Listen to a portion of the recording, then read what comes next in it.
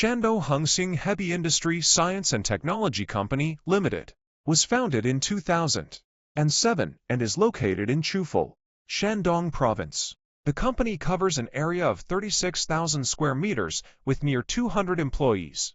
It is a comprehensive machinery manufacturing enterprise that integrates R&D, production, sales, and service. It has a superior geographical location and convenient transportation. The company has been deeply engaged in the field of mechanical manufacturing for over a decade.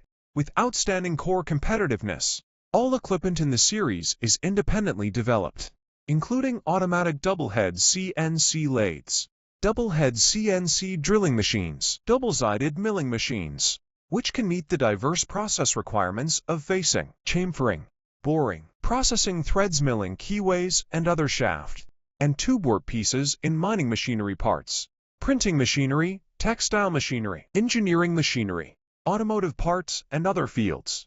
The product are renowned for stable performance and high processing accuracy, significantly improve production efficiency, reduce labor costs, and can be flexibly matched with various equipment to form automated production lines. We utilize specialized machines according to the drawings to better meet the processing needs of different customers.